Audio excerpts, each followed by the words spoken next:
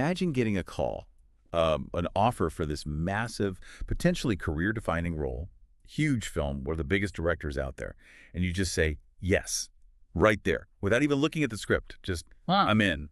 I mean, what kind of trust does that actually take? Or maybe what kind of risk are we talking about? Yeah, it's a scenario that sounds almost unbelievable, doesn't it? Especially when the role is J. Robert Oppenheimer. I mean, father of the atomic bomb.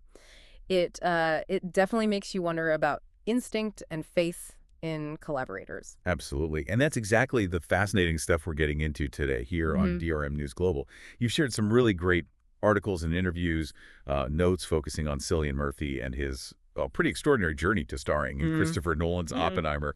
We really tried to dig into these sources you provided. Right, to understand his decision, the intense preparation that came after, and that really crucial balance between doing all the homework and, just raw instinct when the cameras are rolling. Yeah, so our goal is to unpack what your sources really show us about how trust works, about commitment, and this sort of paradox, right? Being deeply prepared, but also totally spontaneous, and how taking maybe well-placed risks can lead to, well, pretty amazing results. Exactly. And Cillian Murphy's whole experience, as it's laid out in the material you shared, it's just such a compelling way to look at all of that. Okay, so let's start right there. At that point that just leaps out from all the sources, the moment Cillian Murphy agreed to be Oppenheimer, it says, like, flat out, he said yes before reading a single page of the script. Let's just process that for a second. The main role in a Nolan film, huge pressure, huge commitment. And the decision was already made. It's quite something. It really is. And your sources, they really capture his own words on it. We found notes, I think, from that 60 Minutes interview where he talked about it, he confirmed it, apparently with a bit of a grin, saying, I said I'd do it before I read it. Yeah. He did say, sort of jokingly, that he did read it eventually and called it one of the best screenplays I've ever read. But that initial yes, it was already done, sealed. And the reason, the only reason, according to your sources, Christopher Nolan. Simple as that. just Nolan. Not the character necessarily, not the story details, just the director. Exactly. It was all built on trust, accumulated trust. And that's the fascinating part, isn't it? The sources really dive into how deep that trust ran. It wasn't just a whim. No, not at all. The articles, the interviews, they all point to this long history they had. 6 films before Oppenheimer. Think about that. Inception, Dunkirk, the Dark Knight movies. Right. This wasn't just, Nolan calling up some actor. It was like the next step in this nearly 2-decade partnership that had always worked out. Yeah, we pulled a quote where Murphy basically says that, right? Something like, it's always paid off for me in every film that I worked with him on. That history, that track record. It kind of explains why he could skip the usual script reading step. It speaks volumes, yeah. Total faith in Nolan's vision, and probably in the quality of whatever script Nolan would eventually hand him. But even with all that history, your sources point out that, other people saw it differently. Definitely. In that same 60 Minutes piece, Scott Pelley called it quite a risk. And, okay, I wasn't completely blind, but taking on that role, that character, without seeing the script, it's inherently risky no matter how much you trust the director. And Murphy didn't really argue with that assessment, did he? No, your notes say he admitted, of course I knew it was a risk. He got it. He understood the potential pitfalls, but clearly the trust in Nolan outweighed them. It really does make you think, doesn't it? About those moments in our own lives, maybe professionally, maybe personally, where you have to make a big call based not on having all the facts lined up, but on faith. Faith in a person or a team or just your gut. How do you make that jump when the stakes feel that high? Well, the sources seem to suggest it wasn't, reckless. It was calculated because of that history. That long partnership was the collateral, almost. It allowed him to do something that, if you just looked at it cold, saying yes, blind, seems incredibly risky. But in their context, it made a certain kind of sense. Exactly. A logical next step for them, built on years of mutual respect and probably a shared creative language. Okay, so the leap of faith happens. He's in, based on trust. Yeah. But then the real work kicks in. And the notes and articles you shared, they really paint a picture of just how intense that preparation phase was. This wasn't a role you could just, walk into. Oh, absolutely not. That first act of faith turned right into just immense dedication. Your sources talk about the physical side first. Right, the weight loss. Yeah, one article mentioned dropping nearly 30 pounds.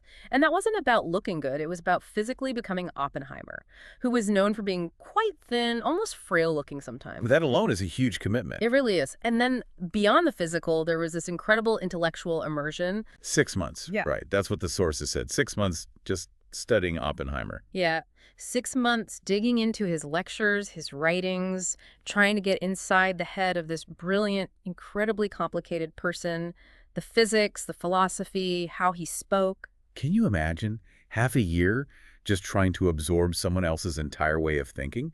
It's so much more than learning lines. It's inhabiting a whole different reality. And there's that great little story in the sources about the languages. Well, the Dutch scene. Yeah. So Murphy finds this scene where Oppenheimer has to speak Dutch. He brings it up with Nolan, maybe looking for, I don't know, a bit of help or an easier way. And Nolan's response was classic Nolan, Yeah, apparently. totally. According to one article, Nolan basically just turned it back on him. You mean, what are you going to do about that? No easy outs there. None. It just shows the level of commitment Nolan expected and that Murphy obviously delivered. It wasn't Nolan's job to fix it. It was Murphy's challenge to own. And that underlines the depth required, doesn't it? Not just saying words, but delivering them authentically, even in another language. It backs up that quote you found where Murphy says, "You have to commit completely." And, one note mentioned he felt okay taking on such a huge challenge, partly because he knew, with Nolan, the material will always be there to support you. So even that intense prep was built on the foundation of trust in the script he hadn't even read yet when he said yes. Okay, so here's where it gets really interesting, maybe even a bit paradoxical. Based on the sources, he does all this prep months of it, intense academic almost. The weight loss, the history, languages, yeah. But then, when it comes to actually filming, he apparently leaned really heavily on his instincts. Right, and that's the core question, isn't it? How do you square that, all that detailed, meticulous preparation? How does that work with needing to be completely spontaneous and reactive in the moment, which is what makes acting feel alive? What does that combination actually look like? Well, your sources have Murphy talking about this directly. He apparently said that instinct is maybe his most powerful tool as an actor. A most powerful tool. Yeah. Even after all that prep. Seems so. And he described performing not like he was, following a strict plan he'd made during prep, but more like being open, responsive. There was that analogy he used, right, about the wind. Yeah, that was really vivid. Something like, nothing must be predetermined. It's like being buffeted by the wind and being buffeted by emotion. It suggests being totally present, reacting to the other actors, the scene, whatever's happening right then. Even with Oppenheimer's voice and thoughts rattling around in his head from all those months of study. Exactly. It does sound like a paradox. You build this incredibly solid foundation with all the prep work, but then you have to be willing to just let go and trust your gut when the camera's on. Maybe the preparation isn't about creating a rigid map for the performance. What do you mean? Well, maybe it's about building such a deep understanding, such a solid base of knowledge and character, that your instincts become incredibly informed. So when you react spontaneously, you're reacting authentically as that character from that deep well you've built. Ah, okay, so the prep doesn't block instinct. It fuels it. It makes the instincts more reliable, more true to the role. That seems to be the implication, yeah. It gives you the freedom to be instinctive within the world of the story because you've internalized it so completely. It's not prep versus instinct. Maybe it's prep for instinct.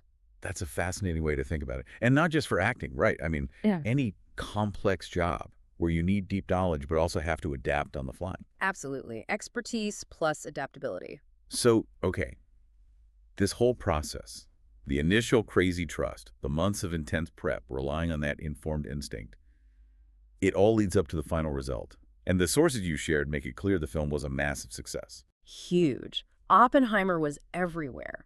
Critics, audiences. It was seen as this really ambitious, complex, powerful piece of filmmaking. One article mentioned it sparked global conversations about science, power, ethics. Important stuff. And Cillian Murphy's performance. Yeah. The sources seem unanimous on that, too. Yeah, pivotal. Words like transformative, haunting come up. He really captured the contradictions of the man. And then the ultimate validation came in 2024. The Oscar. Best Actor at the 96th Academy Awards. Kind of the perfect endpoint to the story, really. And proof, like one source said, that the initial risky bet paid off. Bringing it right back to that first moment. Yes. And it seems like that attitude towards risk wasn't just a one-off for this film. Your sources had that quote from him about acting in general. Right. If you're not taking risks, you're not doing anything interesting. That's what acting should be. It suggests a mindset, a philosophy about his work. So if we zoom out a bit, beyond Hollywood, what does that combination, embracing risk but backing it up with serious commitment and preparation, tell us for other fields, other challenges? Well, it suggests that in many difficult pursuits, whether it's business or science or art or even just big personal goals, there's often a point where planning can only take you so far. You prepare as much as possible, you build your foundation, but eventually you might need to take that calculated leap. Rely on your prep, but also on your intuition. Okay, so let's bring this back to you, our listener. Stepping away from Cillian Murphy and Oppenheimer specifically, what are the takeaways here from the sources we've looked at? I think there are a few really strong threads. First, just the incredible power of building deep, long-term trust with key collaborators. That trust enables bigger, bolder moves. Definitely. And then second, the sheer necessity of doing the work. Deep, sometimes uncomfortable preparation when you're facing something really significant. You can't just wing it at that level. No way. And third, that really interesting balance, trusting your gut even when you've done all that prep. Remembering the preparation is there to empower your instincts, not replace them. Preparation for instinct. I like that. Yeah. And maybe finally, just the idea that the most rewarding things, the most interesting things, often involve stepping outside your comfort zone, taking a calculated risk, like Murphy says. So looking at that whole arc again. Yeah. The audacious yes, the intense work, the Oscar win. It really is a powerful story about trust, deep commitment, and that blend of hard work and gut feeling. It really is. And it does make you think about your own decisions, doesn't it? Yeah. How often do we maybe hold back, overthink things? Is it really because we need more information? Or is it sometimes a lack of trust in others or ourselves? Or maybe we haven't truly committed to the prep needed. Or maybe we just haven't learned to listen to our instincts when it really counts. Makes you wonder, what possibilities are we missing by always playing it completely safe? Right. So here's something to maybe chew on, drawing from everything we've discussed based on your sources. Think about your own goals, your own collaborations. How could actively building deeper trust, committing more fully to the necessary groundwork, and consciously learning to trust your informed intuition, how could doing all that empower you to take more meaningful leaps, to maybe achieve your own version of an Oppenheimer kind of payoff?